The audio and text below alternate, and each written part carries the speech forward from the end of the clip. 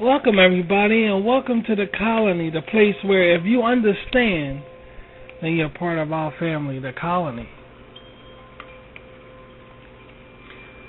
The day is 9/24, year 2019.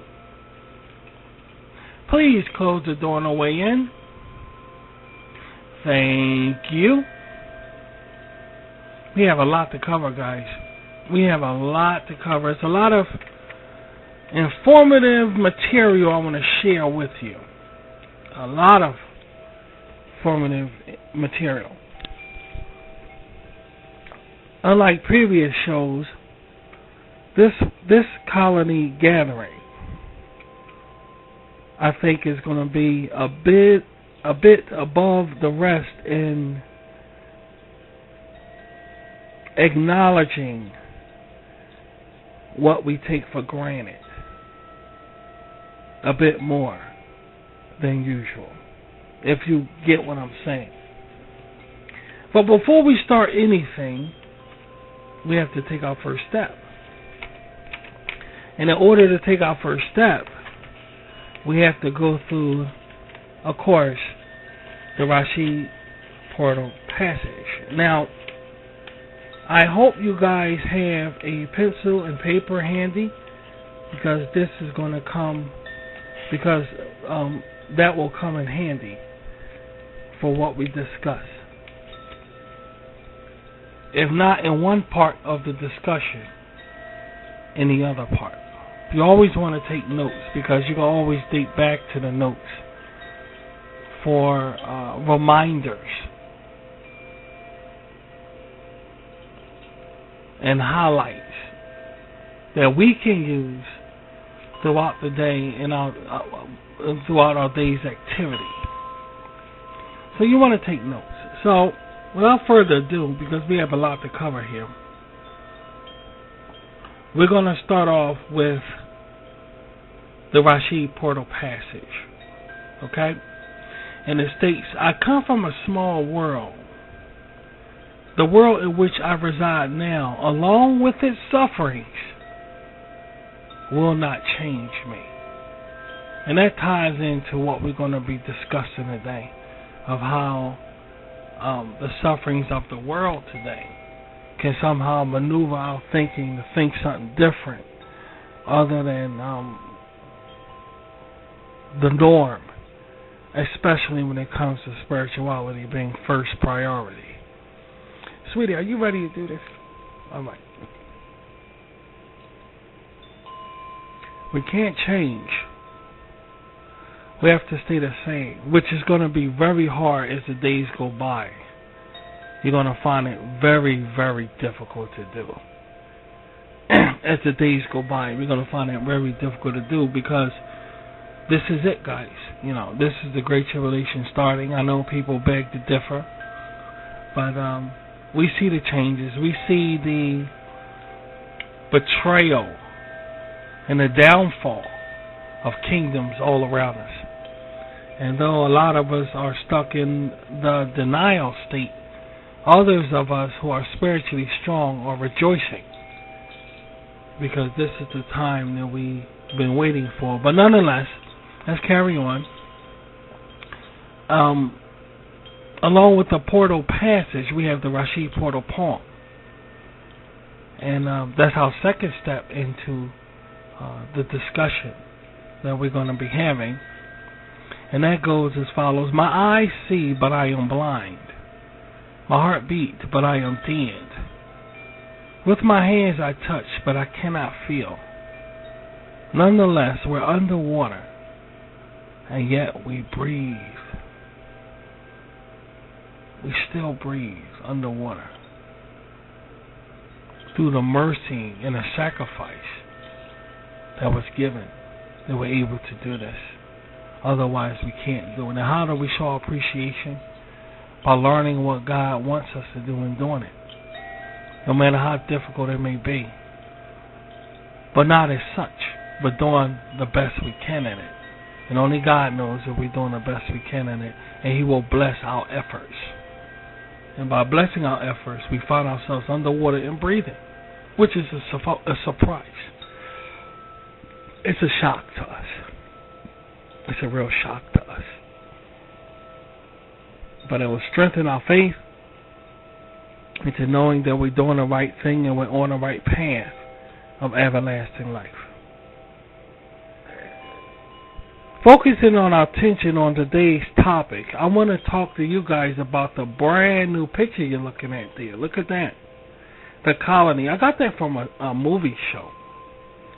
And I felt as though, hey, I want to do something with that. So I recreated it. And I found it fitting for our colony when we come on. You know, what do y'all think about that? It looks nice, yeah. You know, we love, yeah, that's what I'm about to say, sweetheart. We love the cloudy days, the rainy days, the days that looks like we have complete closure. All around the world we have closure, we have comfort, we have a roof. And that's those dreary days that get us thinking and want to read and study and focus on what matters to us, whether it's love of spirituality or love of family or what matters to us. These days like this, the dreary days, it's comfort. It's comfort. At least that's how we view it around here. So I hope you guys like it. But nonetheless, flipping this, getting back to the original, excuse me, which that's going to be original next time. Right now it's brand new. I want to talk to you guys about something that hurts. That really, really hurts.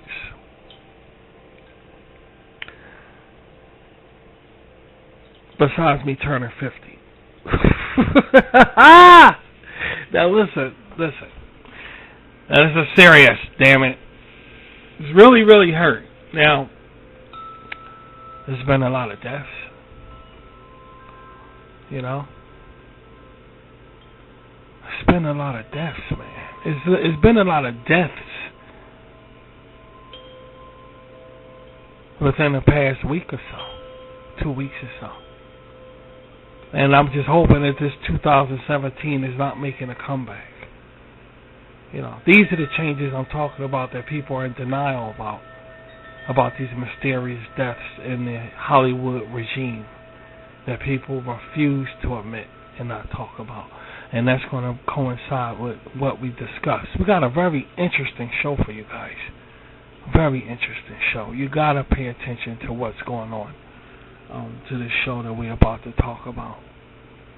You really got to pay attention to it because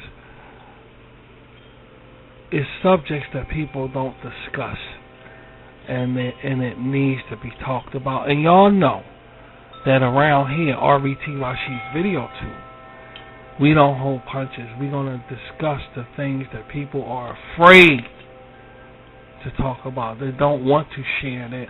They feel as though if they say it, something bad is going to happen to them. Which I really don't know where the hell they got that from. But if that's the way they feel about life and all, they're going to miss out on a lot of opportunities and a lot of situations where they can catapult not only themselves, but whatever they got endorsing,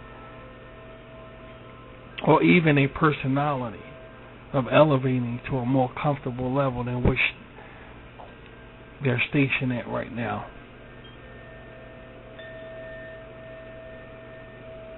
But we're going to talk about the deaths that touch me, that we just experienced.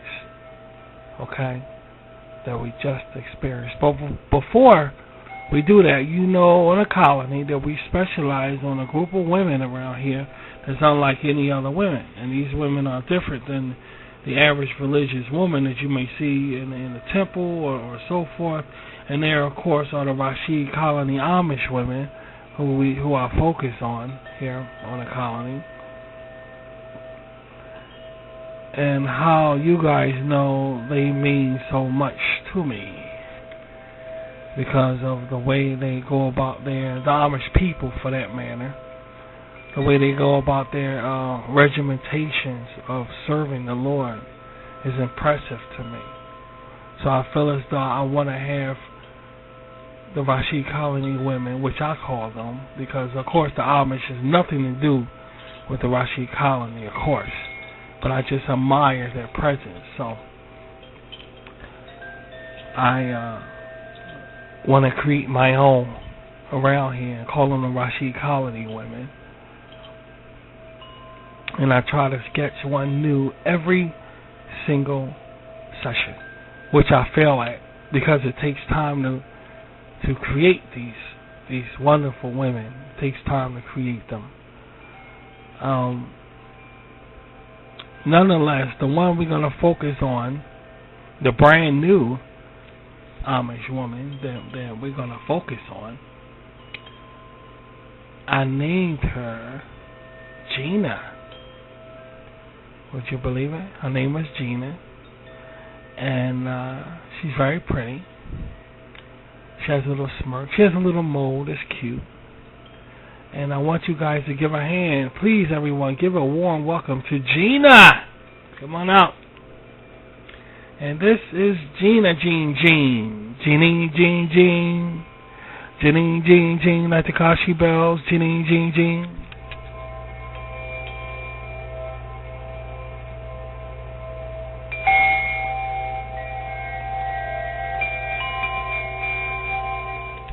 I get a big delight, like I used to read the comic books in the 70s. You get a big delight in every bite of Hostess fruit.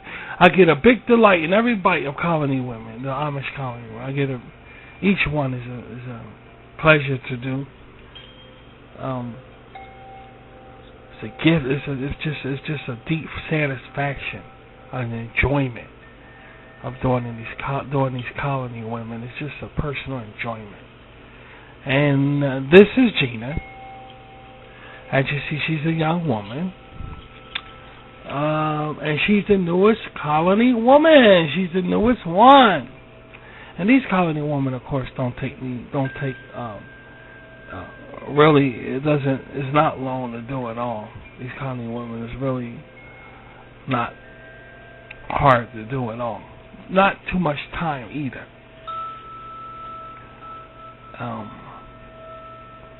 Yeah, I won't say they all look the same. I try to make them look different, which is very kind of, I won't say it's challenging to do or hard to do, but it takes one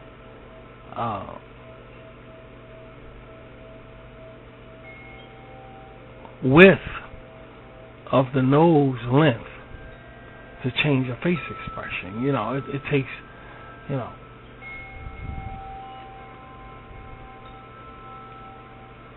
the width of the eyes apart from each other. One fragment of movement changes the whole face expression. So it's really not, I can't really sit back and say, okay, it's very difficult to make them all look different. It's not difficult to make them all look different. It comes naturally. It's like drawing a circle on a piece of paper. You keep drawing the same circle on a piece of paper every day. By the end of the week, you're going to say, all the circles look different. No matter how hard you try to make them look alike, they all going to look different. That's the magic of art. There's no really trying in it. Things just come natural. And that's the beauty of these Amish women, the beauty of them. It's a natural thing for me. But nonetheless, this is Gina. And give it up for Gina. And again, I really admire these women because they bake the most delicious, next to Jewish women, the most delicious danishes and pastries and cakes that you ever tasted. The fruit and vegetables, almost best I mean, just ripest of the ripe. When you get a good Amish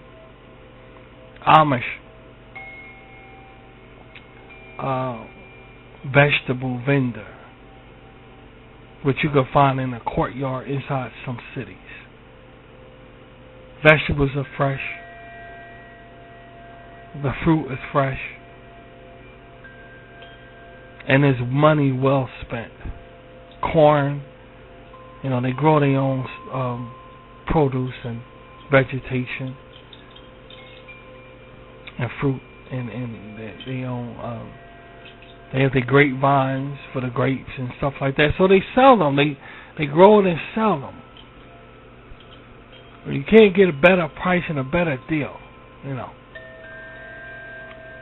Sell them for a good price and everything. So all around, and on top of that, they're very spiritual. Walking in faith of serving the Lord. It's very impressive to me. I don't see too many groups that does that. And they're very impressive. So, hats off to Gina, our newest Amish woman. Hats off to Gina. Hats off to her. Welcome Gina to the Rashid family. Yes, we welcome her. Now, getting back to the colony gathering. This episode, I won't even call it. Y'all know I hate. I'm gonna tell y'all. So I don't know if y'all know it, but I'm gonna tell you now. I hate calling this an episode. This is not an episode. This is a gathering of you, which is my friends. I consider you my friends. Y'all know that. My subscribers, especially y'all my subscribers out there, y'all my bees, y'all know who y'all are to me. All in all, we're all friends here. The ones that's not, let them just be here. We know who they are. We know who they are. They just have no place else to go, so it's okay. But we know who they are.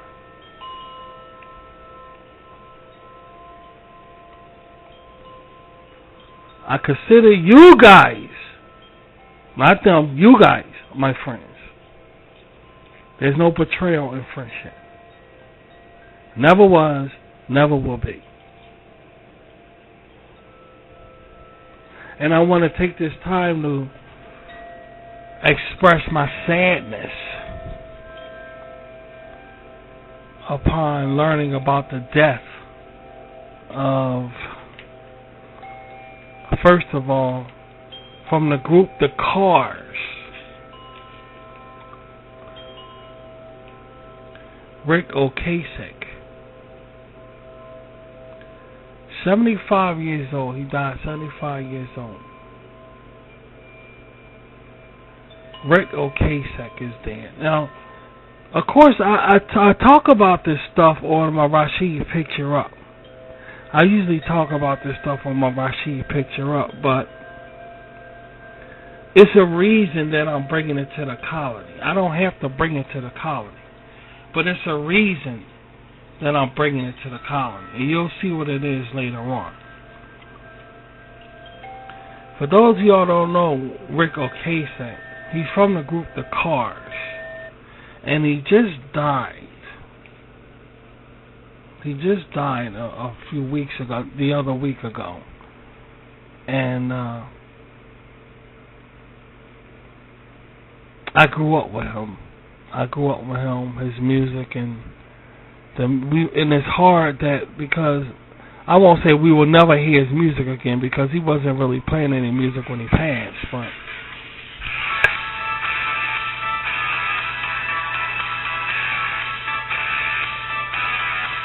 I know you guys heard this song before. I can't tell you how much I hurt when I heard that he passed away.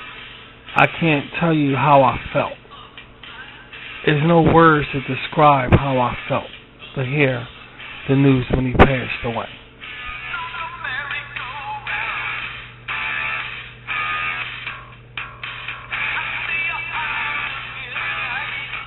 And around RVT, y'all know I try to give the right antidote to if a situation happens that strikes me like lightning. I want to really, really show my sorrow. And I'm going to miss, even though I didn't know him personally. We didn't really know him personally. But his music was part of my childhood, my youth. And that's something I can't really get over.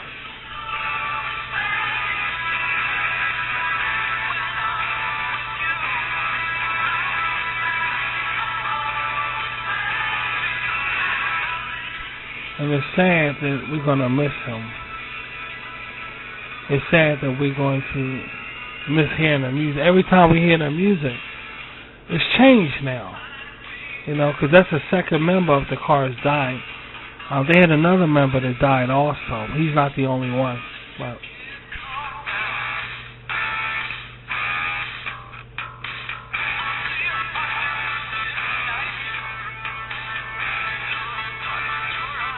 these people had their taste of success. You know, they had their people. I mean, they had their taste of life on the good side, and hopefully they will be remembered in the Lord's eyes. I don't know.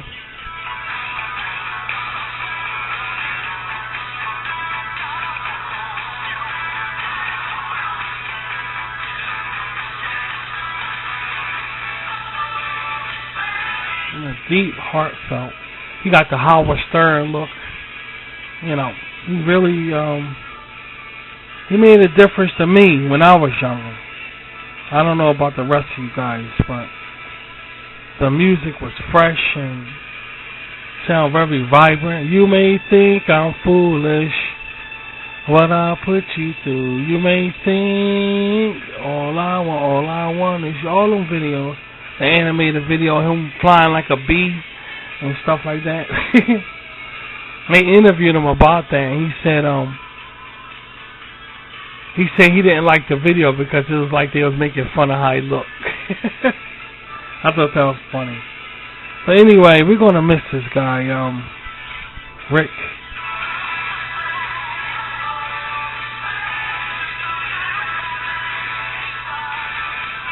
Okay, we're gonna really miss him, so I want to just plug his passing.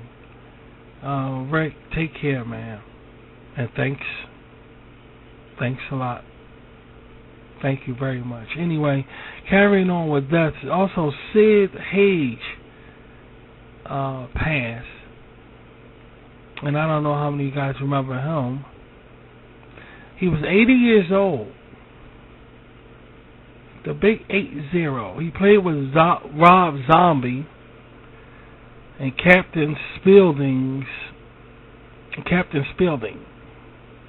His first breakout role was Spider Baby, which we didn't even know that was him when we saw that movie.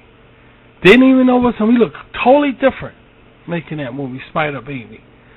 He starred in The House of a Thousand Corpses. He played in Foxy Brown, a lot of black exploitation movies with Foxy Brown. He played in that. He played in A Big Dollhouse and a lot of other exploitation movies and black exploitation movies as well. And we're gonna miss Sid. And who could ever get him out of your head when it comes to Grindhouse Theater? Now we have a Grindhouse Theater on RVT, a show, and I don't think we played some of his clips, and maybe we will in future shows. But it's interesting to have experienced him inside Grindhouse. He was a maniac. I mean, he scared the crap out of you that a human being like this exists. And I can't believe he's gone. I can't believe that Sid is gone. That's a hard pill to swallow, to see that he's gone. That's a really, to know that we won't see any more Rob Zombie movies with him in it. It's almost too much to bear. You know. Said, what can we say? And usually we don't cover these kind of things on a comedy. But I'm covering this for a reason. You'll see why. Other than it's really heartfelt. And I usually do the heartfelt stuff on my picture-ups. And we're going to really miss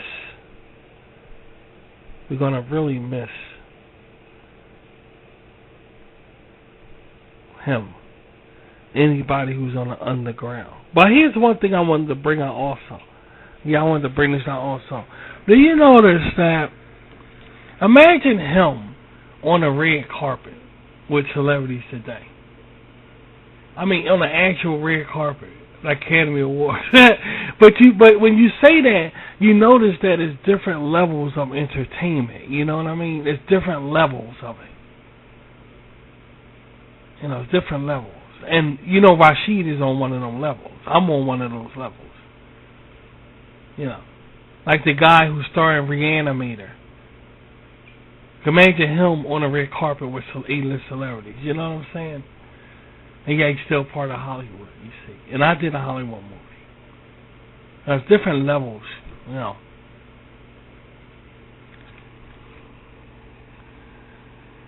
He quoted from Churchill. Addressing college graduate students. And I repeat that. He says, never give up. This is what Churchill said to the graduate class. He said, never give up. Never give up. Never give up. Never, ever, ever give up.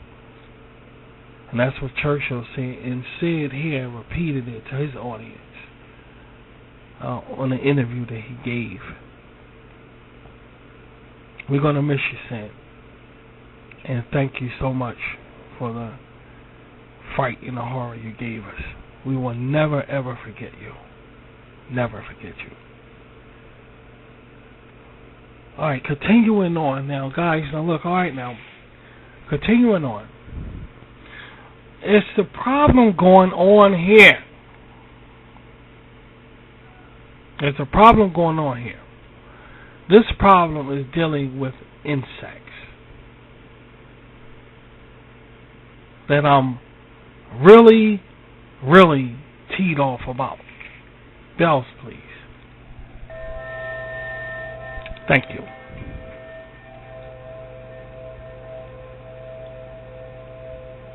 I'm so teed off about this insect problem we have here, because I'm going to tell you why. I'm not teed off at the insects itself, but I'm teed off on how they're directing the public to handle the problem. Now they're going to turn around and kiss the goddamn insect's ass. And I'm very upset about that. I'm going to bring it on the show. But it's about these... I am, sweetie. I'm going to punch it up now. These spotted lantern flies here. These spotted lantern flies. Now, I'm going to start by saying, who can't deny that this is the Lord's creation? Who will actually sit back and deny now that this isn't the Lord's creation? Who would deny this, that this ain't the Lord? I mean, you can plainly see that this is the Lord's creation. Look how beautiful this thing is. Now, see, Satan, his children don't like this. See, Satan's children don't like this. See, Satan's children look at this and say, I don't know where this came from, but all these colors and beautiful things here, the first thing you want to do is kill it. Just get rid of it. You see, because they see it that this fly does damage to trees. And they stick to you. I see flies flying on you. You don't want to go out and kill a regular fly. Well, you do, but I see a lot of other insects sticking to you, flying to you, sticking to you. But somehow, this is the real issue. This is the real problem. Look how beautiful that bug is. And if you look at it from this point of view, take a look at that. I'm asking you guys to think with reason on this. They're not like moths. Okay? They're not like moths. They're basic flies, from what I understand. I don't know how many of you guys came across one. I haven't. But you cannot deny that this isn't the Lord's creation. You know what a peacock looks like? And a peacock is a bird with all these beautiful feathers, like a bunch of eyeballs, eyes on the tail there. Beauty, you know. Look at this creation right here. How can you tell the public that if you see one, crush it and kill it and they call it a job to do? It's a job we have to do, everybody, because these bugs right here, I don't think they mess with the vegetation that we got to eat. They're just destroying the trees or whatever like that. They're just destroying the trees. So we as people have to crush and kill it. See, we have to kill it. And what upsets me about it is what I'm about to tell you guys. I don't see not one of you guys saying anything about this. Not one. Sitting back, I'm not saying anything. You know, don't forget, Rashid not a white person, so a lot of people ain't gonna really pay attention to what Rashid's saying, because I'm not white and I'm not this whatever. So nobody give a fuck about what I say. So the ball's in your court, and guess what? I don't see nobody doing it. Anything. Now, when they're on a tree branch, when they're on a tree, they look like that. Now, you may say they look hideous. See, that right there look hideous, like the Apple came out with a telephone, with a lot of circles on it, and it's like, all right, they call that something. When you look at a lot of circles bunched up together.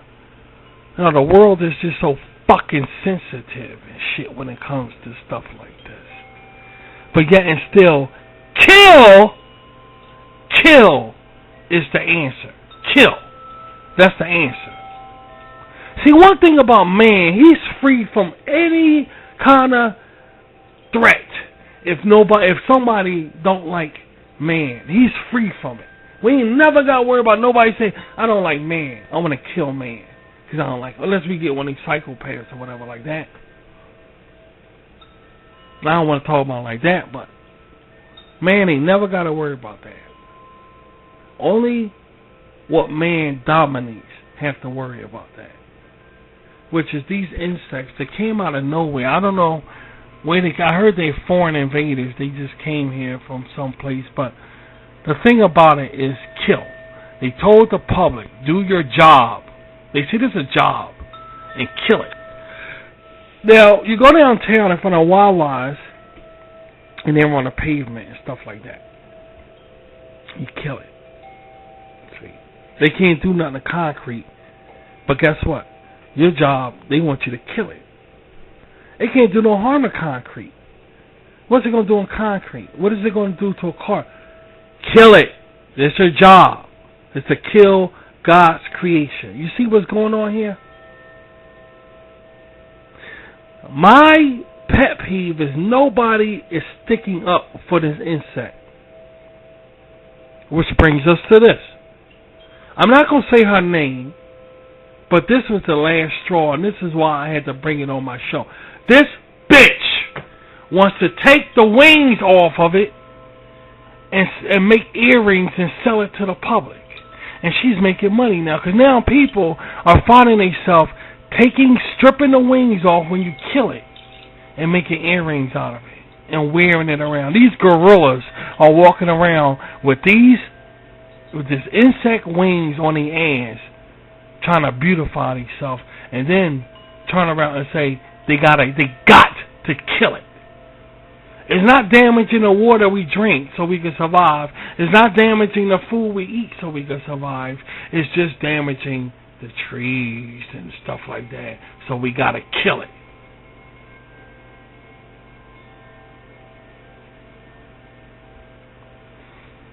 Think with reason, y'all. Us around here are sticking up for this fly here, this lantern fly. We're doing it around here. RBT, Rashid's video too. We're doing it. We're doing it. Think with reason. They may just disappear on their own. That just because they're a nuisance in some way don't give you the right to kill it. If that was the case, nobody would be here on the planet Earth if everybody that annoys us we kill. It's still a life form. It's still a life form that cause no harm. Now, how do I know it's from God the Almighty? This is two reasons why I know this is from God the Almighty. The number one reason this is from God the Almighty is because of the colors that it holds. Yes, the prisms, the colors that it holds. There's no reason to believe otherwise this did not come from the Lord. With art like that on this bug right here, on this fly. It's just a fly. It's just a fly that doesn't do anything. Which bringing us to the next reason why I know this is from God. This is from God because if God wanted to be a smart ass, he can make them sting like bees. Then we really be fucked. See, if you notice that anything that's detrimental to mankind 100% and never hits mankind, what if your basic fly stung hard as a bee? It just so happens the bees, the sting, you hardly ever come across them, but you come across a lot of flies that don't sting. See, man take things for granted in this world. He just goes through this world like Baby Huey acting all stupid till somebody rammed a foot right up his ass. For him to get the appreciation about things. Now, what if these flies right here stung like bees and they were the way they are now, all over the place like they are now? What if these flies skeeted out some liquid that once it hits your clothes is very difficult to get out? We could go on and on and on of what these flies can contain. But the Almighty knows if that hit mankind, that could be really a suffering effect that man will be going through with these lantern flies.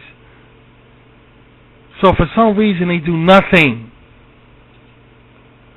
but clean the woods, the trees, and supposed to create havoc to your trees and your furniture or what have you. But then you get a pesticide and keep them away. You don't tell people when you see one, kill it. I don't know where this came from. I don't know. I'm speaking on behalf of them. Think with reason, guys. Look at that beautiful fly right. That's a fly. Would you believe it? That's a fly. Think with reason, guys. There's no reason to kill that fly. No reason. Shoo them, walk away from them. They're going to disappear soon. You don't got to go about yourself and kill. See, Satan's children see that right there and it does something to their head. They don't like that. See, Satan's children don't like that color. See how they all blend? One wing is identical to the next wing. See, Satan's children don't like that. Kill that. That's beauty. That's kid. See, that's the opposite direction on what the world going to. Go with the world. In fact, If you like it, make jewelry off of it. Just kill it. Anything destructive because you don't like it, it don't befits your lifestyle, so kill it. It's not like roaches in a house just causing mayhem, just leaving spots on everything. You want a roach-free house. It's not like that, guys. This is the outside. You walk. This is the out fucking side where they belong at. If they in your yard or your trees, get a pesticide so they won't be there. That's all. What's so hard about that? That's why I don't blame people going through this. It's a bed bug problem also, and bed bugs whoop your fucking ass, and that's what I like. That's what I like. Anyway, I'm not going to start on this. I'm not going to stay on this. Please stick with reason on behalf of these flies. I'm coming out saying something about it. Think with reason, guys. Okay? Think about me. And think about us around, think about us around RVT. Think with reason. Alright? Obviously, God made, look how beautiful that thing. God made that here for a reason. We don't know the reason, but it's here for a reason, or they wouldn't be here at this time right now. We don't know. You say the praying mantis is spiritual because it looks like he's praying. You don't know what's the reason for that. Kill is not always the answer. It's not always the answer, guys. I think something fishy about him anyway because I never came across one yet. I'm not saying I'm not going to, but I don't know how many of you guys, but I never have, so I'll leave it like that. Think with reason when it comes to those flies, guys. Think with reason. They're beautiful flies. They're beautiful flies. They're not like moths you need cotton balls and stuff like mothballs because they eat your clothes. They don't do anything to you but stick to you, and you just gotta go pluck them off you. That's it. Like a regular fly. That's what they call them, flies. Don't do your civic duty, what they telling you to do. Oh, that's terrible. Awful, terrible, disgraceful. And we'll leave it right there. Fuck it. We'll leave it right there, guys. Just think with reason. I'm speaking on behalf of them flies because nobody else doing it. Too beautiful, man. Now they're going to take the wings and design and clothes monkeys walking around. You know, this really fucking pisses. You know what? I'm not even going to get into it. That's okay. That's okay. I eat pork. I eat meat. So I'm guilty as we're guilty as charged. But still think with reason, guys. Take a look at that right there. Take a look at that right there. Okay, you see that right there? That right there is supposed to be the devil. Because now we're going to pull the discussion into an interesting one of... Well, baby, the thing is, you just wonder about the mentality of people. You know, always kill, and one day, you better hope the fuck it don't be something to come upon a planet Earth to say, we don't like humans.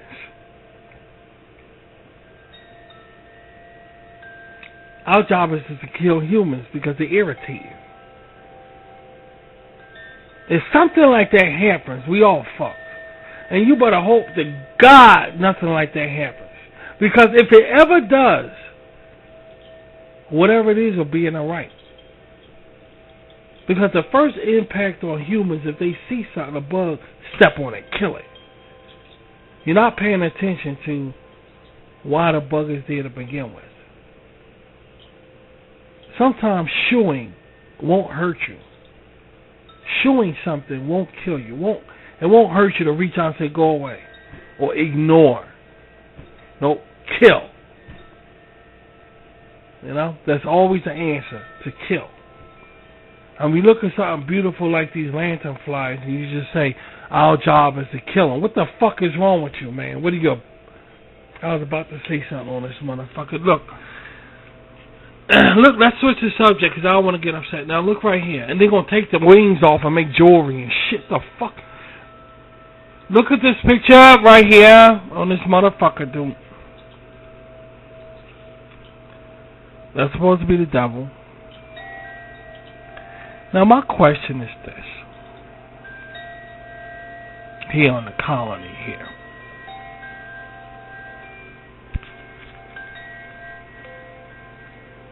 If you had the ability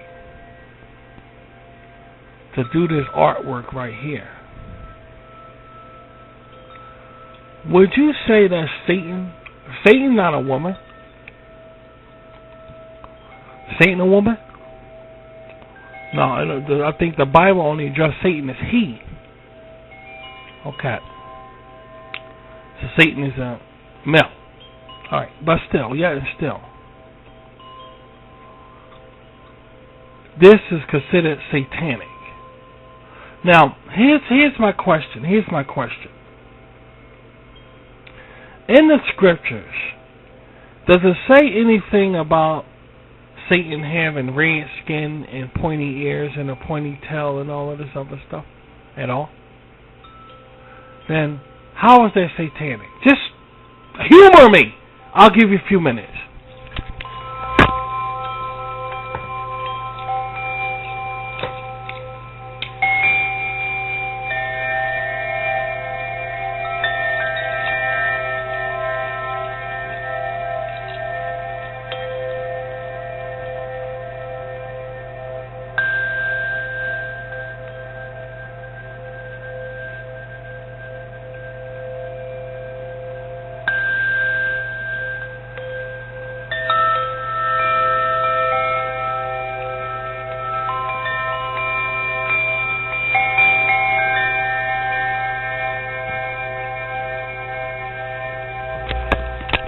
If anything, they say that it looks like Jesus.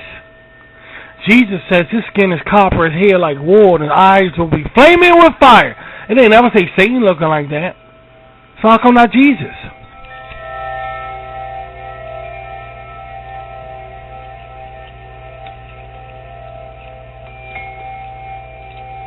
All perceiving. You see? You perceiving that the lanternfly is bad, so you're going to kill it when they've done nothing to you. You just hear room, but did it fuck up any of your trees in your house, near your house? Any of your furniture? But you're going to kill it because it's your duty to kill it or whatever. Right? Okay. Now this picture right here. Oh, because Satan is your devil. Devil woman. Kill it. Just get rid of it. This and that and the other. Talk about the sex part. Sexy. It looks sexy. Because she looks sexy. Look at her breasts. Look at her thighs. Look at her. Plus she looks like she in hell. It just looks like a satanic picture. Those who keep looking at a woman in lust have already committed adultery with her in their heart. Cartoon women too. A woman is a woman, right? So you can have adultery with a cartoon. What if you got a pencil or paper and paint and actually created one of these for yourself on a piece of paper? When somebody look at it, when they say, why you draw that? Because Satan going to come in here, right? How would you feel? Give it a few minutes to think about that. What if you created that? And somebody saying, you're going to put Satan in here around our house because you did that.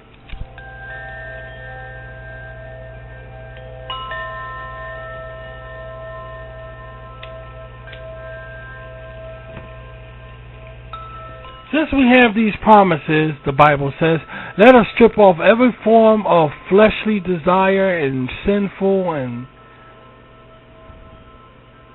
but it never said what is those things, you know. One man's trash is another man's treasure.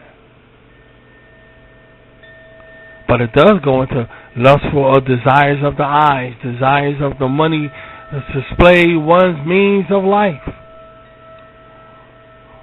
It does. What about that? What if you was a homosexual looking at that picture right there?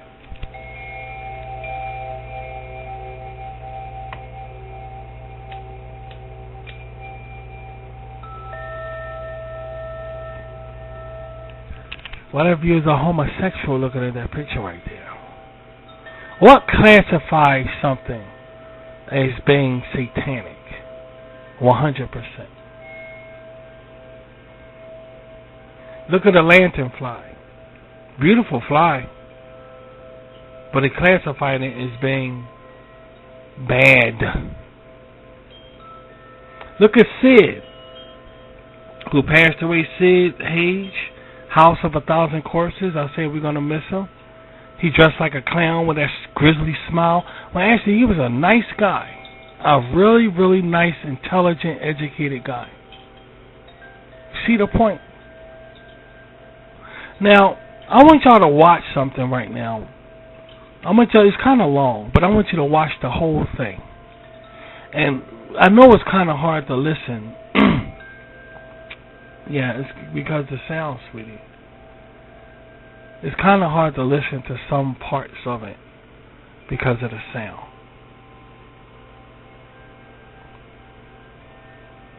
But I want y'all to check this out. Listen the best way you can. Okay? Listen the best way you can at what's being said. Because look at this picture right here of this devil woman. I call her devil woman, whatever.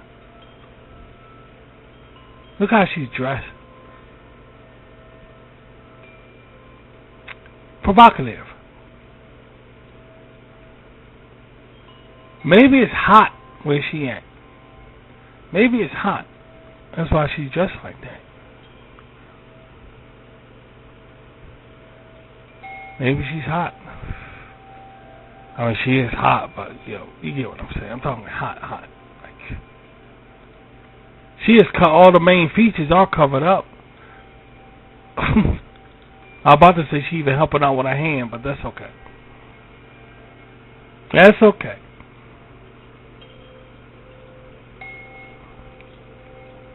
Is things really as they seem when it comes to judging if something is fit or not fit to live and grow in this world? Are things as they seem? It's an honest question. It's a straight up question. Are things fit? Are things as they seem? Don't forget, one man's trash is another man's treasure. And likewise, one man's treasure is another man's trash. Take a look at this and look really good at it and listen the best way you can. And you'll see what I'm talking about. Okay? Now, look at this right here.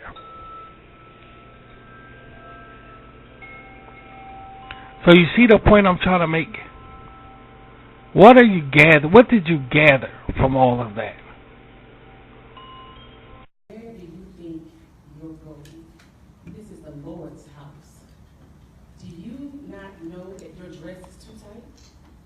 This is not the club. Young people, I'm sick of it. I am sick of it. You just coming in here to take somebody's husband. Look at you. You can't be saved looking like that. What is wrong with you? I'm sorry if my attire doesn't fit your holy presence. I'm sorry that I came into the house of the Lord just as I am. I'm sorry that my dress offends you But you see, I've only been saved 3 months. I gave my life to the Lord wholeheartedly 3 months. And this is the closest thing I had to wear that can compare to your holiness. If you didn't want me to come up in here like that, why didn't you put a sign in the front of your church that said, you gotta wear a long dress, you gotta wear a collared shirt, you gotta wear long skirts? Why didn't you do that? Because you have no idea where I'm coming from. You see, you have no idea how I got here. No, you have no idea. The long dress that you mentioned, I have it on because I've been abused and I'm not going to show my body. The collared shirts, because when I was young, my uncle raped me because he saw my cleavage. No, you have no idea what I've been through. This garment helps me feel safe. So I'm trying to protect you. You have no idea what I've been through. I'm sitting on this front row to impress these broken people just so I can make to look whole. You have no idea what I've been through. I have bruises that I cover up just so people like these people won't know what I've been through. Because this is what they think God wants to see. You have no idea, young sister, that I'm just trying to save you. I'm sorry. I'm sorry that you come into the house of the Lord every single Sunday, singing your hymns and clapping your songs. I'm sorry that you pay your tithes faithfully. I'm sorry that you sit on this front pew broken down and pretending for people that can't do nothing for you. I'm sorry. But you see, me, I come like I am. I ain't got to pretend for nobody. I ain't got to come up in this church acting like I'm holy. You know why? Because 3 months ago, Jesus changed my life. You see, my God is a spirit, right? So this outer stuff means nothing to him. You see, I come here today free, for my heart has been changed. Oh, I ain't got the dress stuff down right, but my heart has been changed. And I come into the house of the Lord wholeheartedly. My sister, you see, oh God, you gotta lay down this phony dress attire. You gotta take off that religious hat. You gotta just give this thing to the Lord, because you see, at 14 years old, Mama took me to the abortion clinic. Not because I was fresh with my boyfriend, because my Uncle Tommy liked me too much. And my Auntie Jane said, we can't have nobody hearing about this family stuff. So I laid on an abortion table, and when they emptied my womb, they took part of my soul. But 3 months ago, Jesus, 3 months ago, oh God, Jesus changed me on the inside. See, you have no idea. No idea. No, my young sister. You have no idea. You have no idea that I've been abused in this very church. You have no idea that the church mothers have pulled me in the back so their husbands won't look at me. You have no idea that I want to be baptized, but they're scared they're going to see my body when I come from the water. You have no idea what I've been through. None. I've been abused. I've been through divorce. I've been through miscarriages because I was abused. I've been on drugs nearly all my life. Don't let this religious hat fool you, as you say, because these eyes, they are filled with pain. And I've had to learn to forgive, but yet I have to sit here and look holy. And look holy so I can lift these other people up. Because I've learned that I have to use my misery for ministry. You have no idea that my stepdad raped me. You have no idea that my aunt brought men over just to abuse me. You have no idea what I've been through. Sister, I understand that it's been 3 months. But it's been 3 decades for me. And I'm still not whole. Do you know what it feels like to just get up in the morning and just want to be free? But how can I be free if I can't even be me and all I want is God to see who I am because he designed me to be? Sister, you have no idea. Stop running. You see, you run to this church every single Sunday. Stop running. You see, Jesus can't find you because you hiding behind this religious persona. Stop running. Show yourself. The Lord is seeking you. He wants to deliver you. You see, so many people come to church each Sunday and sit in these very pews, but you broken. And the preacher don't know it because you pretending like you whole. You see, you look down on the women that dress like me, but you burning inside to be free. Oh, God. You see, somebody needs to be free tonight. But you think because your dress is alone, you look holy, you think you all right. You think you all right. See, you got to stop running, my sister. You got to stop hiding behind all this religious stuff because Jesus is searching for you. He wants to save you. He's looking for you. You know how many people are sitting here dealing with the same thing that I'm dealing with? They're wearing these masks and these religious hats. And they want to be free, but they can't. Because they're ashamed of the sister sitting next to them. They're ashamed. Sister, I've taken it off. I can pull this up and show you the bruises that I have. But do you realize there are sisters in this room that just need to be delivered just like me?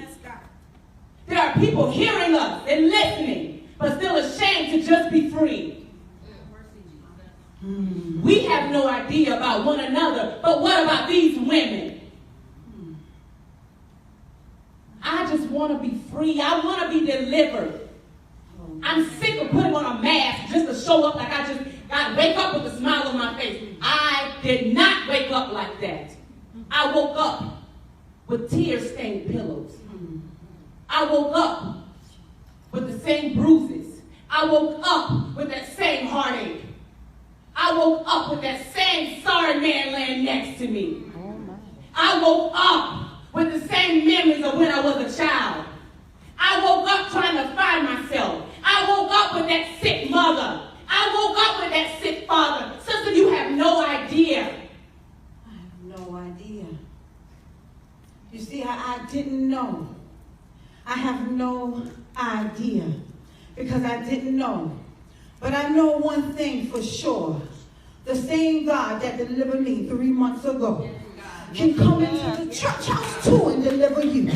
All holy and sanctified. You see, all you got to do is cry out for him. Renew in me a clean heart. You see, I remember this, sister, it was a Tuesday night.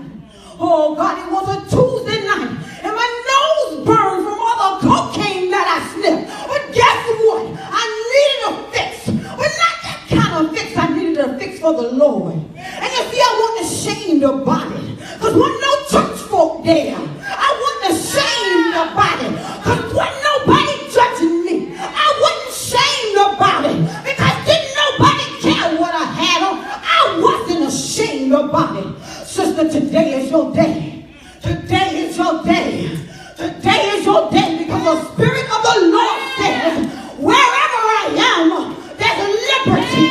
Today is your day. You ain't gotta come to the house of the Lord acting all holy. Today is your day. I'm gonna bless you, my daughter. Today is the day. All you gotta do is open up your mouth and confess. Oh God, today is your day.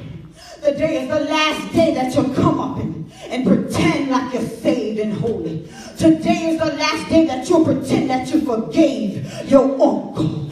Today is the last day that you'll pretend that you don't do nothing wrong. Instead, daughter, oh God, you're gonna do. Oh God, what you know you gotta do. And forget we in the church house. Right now, it's just you and I, and we're in the Lord's house. We're in the presence of the Lord right now, and there ain't nothing he won't do for us. If he saved me, sister, surely he's gonna save you. If he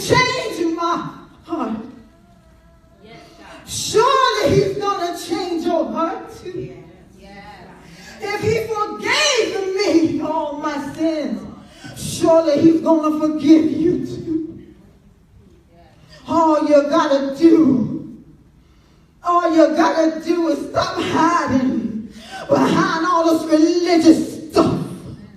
Stop hiding in your church house. Right now it's just you and me. My sister, looking at you, I just thought you was one of them outsiders that didn't know Jesus. And I'm sick of walking around being religiously constipated for other broken people. I know Jesus, but I have to cover up and look like them so that they will accept me because I didn't think that he did based off of everything that I've done. But I know he forgives me of sins. I've given my life to him. But I just wanted to be accepted by them. I've been broken. But he's made me whole. So that mask that I've been wearing, I won't wear it anymore. That man, he has to go. That uncle, I forgive him. Thank you, Lord. Because I know that God can wake me up this morning just to go back to that place. Those drugs that I took just to ease the pain, I no longer want them. I know who I am in Jesus' name. I am fearfully and wonderfully made. I know that I can do all things through Christ who gives me strength. I will walk with my head held high. Yeah, Lord. I don't have to cover up these bruises and these marks and these scars. If I want to cry out, I yield, and I surrender all I will. Hallelujah, Jesus. See, sister, I said you have no idea, but you did. And I will forever remember this night. I will forever remember this moment. I will forever remember this time. Because I know that I've been delivered of this religious constipation of trying to impress broken people and imperfect people because they're imperfect just like me. And if we all wear masks, we're just pretending to be. And none of us will be able to reveal the Christ that's in me. I love you, sister. I love you. So you see the point I'm trying to make? What did you gather from all of that? Just because something looks that way, is it really that way? See, God said, this is the Lord said, when he come back, he don't want to hear it. He don't even want to hear it from his people when he come back. The Lord said, when I come back, I don't want to hear from my people. I don't want, whoever is unjust, let him be unjust still. Whoever is filthy, let him be filthy still. Is what the scriptures say. Whoever is righteous, let him be righteous still. Meaning, when God comes, he's not going to want to hear nothing, not even from the righteous. Not even from the righteous. Not even from his people. He's not going to want to hear it. He's not going to want to hear it. When he come back, everything is going to be frozen exactly the way it is. He don't want to hear it. We're living in a world today where everybody finds that you get in these church organizations and they always talking about each other. You know, you get in a good church discussion on social media or whatever, they're always talking about each other. That congregation always talk about this preacher always talking about this sermon always, this church over here always, everybody's pointing a finger, but you're not pointing your finger at yourself. That's something you're not doing. And I'm not going to get too deep because that's all about to say, sweetie, because they think we forgot, but we didn't forget. Our last one, a couple of colony ago, everybody walked away from what I was saying. They didn't want to hear it because it ain't befit them, you see. No, I don't want to hear that, you see. In this world, you can run, but you can't hide. You can't go nowhere. So I know, okay, I'll go a little easy on my talking, so a lot of you guys don't walk away again. Yet and still,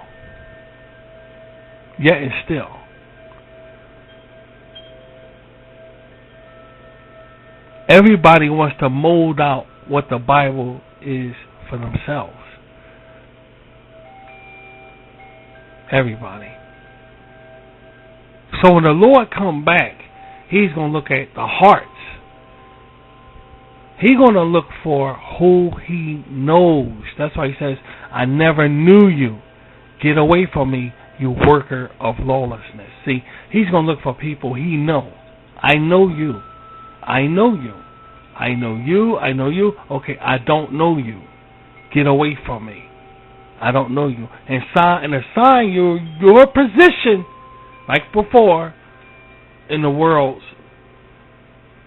parking lot. You got a little parking lot there waiting for you. He's going to assign you your position. You see. Then He will continue on. There'll be 2 women out in the field. One will be taken along. The other one will be abandoned. Taken along where? Taken along where? The Bible doesn't say, does it? There'll be 2 will be grinding at the mill. One will be taken along. The other one will be abandoned. You see.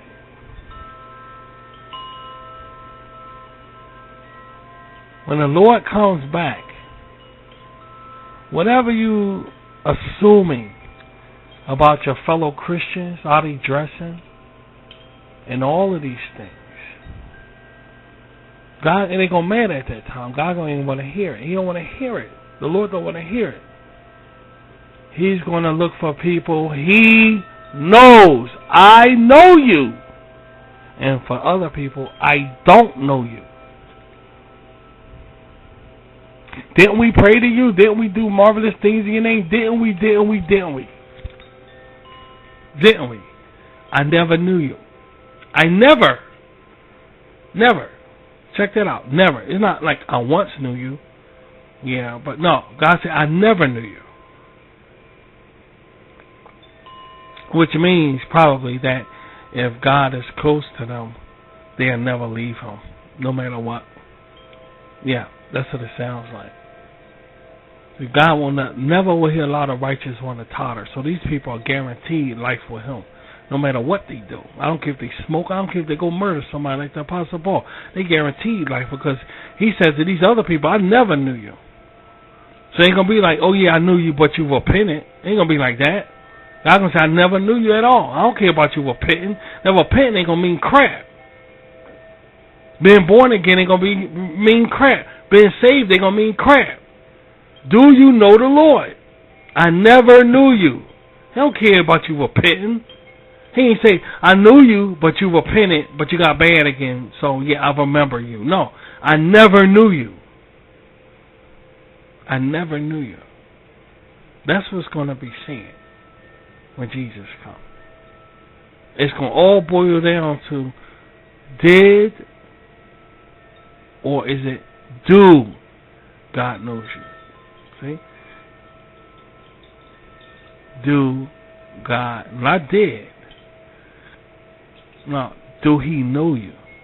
Do God know you? That's what it's going to boil down to. Nothing past tense. Nothing, okay, this guy is redeemed. And oh, I knew you. That's not what the scriptures say. I never. Then, I never. That means never. Something to think about. You go to church, you wear what you gotta wear and so forth, and the people, they talk about you. Now the ass there showing in that dress, this, that, and the other. God said, don't judge. See, there's 2 kids arguing. But like was said in the scripture, what's the only thing that matters? Do God know you? That's all that matters. So you can talk about dressing all you want. You can talk about this preach all you want. You can talk this preacher talk nice stuff all the time. Just do God know you is the only thing that matters. Which in turn meaning your relationship with God is the only key to your surviving this Armageddon that's about to launch right now. See how it works? The key to surviving, the key, is your relationship with the Lord. Not just sinning. That's what Jesus died for. He died for your sins. That's crap. That's bullshit. He died for that. Do God know you? That's it. I never knew you. Get away from me. I know you. That's why I took you along. I abandoned the other one because I don't know him. See? Bible is simple. See, only man complicate things. So I'm going to end it right here to the next colony, guys. And I hope we walked away with something rather interesting.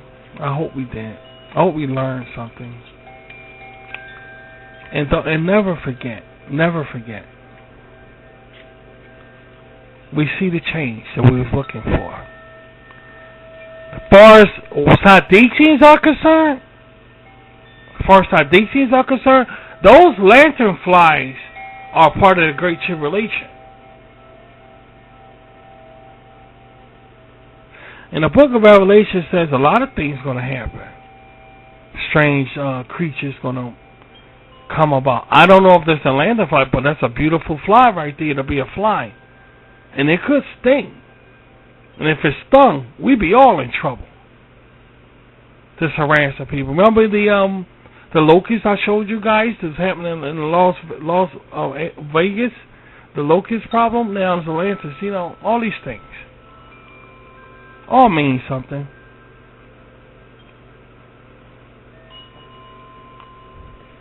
God's creation. You know, just before you kill. Because every time you do that, you feel something in your head. Whether you know it or not. You feel a certain way, you think a certain way when you do that. When you step on a roach or a fly, or you feel a certain way. I don't think that's godly, guys. I just don't think that's godly. What do you think? I'm not saying we should let roaches and ants crawl all over the damn place. You get some pesticides, for Christ's sake. You get a fly tape. Too many flies in the house. You get a fly tape, stick them, you know. We know what we mean, don't we, guys? We know. We know. We want to know God. We want God to know us. So when He come back, He can say, okay, I know you. I know you. Ain't no I knew you, I once knew you. No, I know you. It's either I know you or I don't know you. That's it. That's all that matters. So let's end it with the Rashid Porter poem. And this is our poem that we state before we leave the colony, before we disperse. My eyes see, but I am blind. My heart beats, but I am dead. With my hands I touch, but I cannot feel. Nonetheless, we're underwater, and yet we breathe. It's an amazing thing, isn't it? It truly is an amazing thing that we're still breathing. And we have to really look after each other, guys. Because we're living in a world today where, I'm going to be honest with you, I don't know what direction this world is going on now. We was on course in a wicked way a few years ago, a lot of years ago. But now, we're past wickedness. We're on a direction that's just confusing and scaring so many people on a day-to-day basis, whether it's in a house, at a job, or just walking down the street. It's really creepy. And people like us that really is looking for salvation, we got to stick together here. We really do. just to find out what's going on. Pray to God. Let Him lead you to the right place, whether it's here or someplace else. And we'll meet up again on the next gathering of the colony, okay? You take care of yourself, and I'll talk to you later.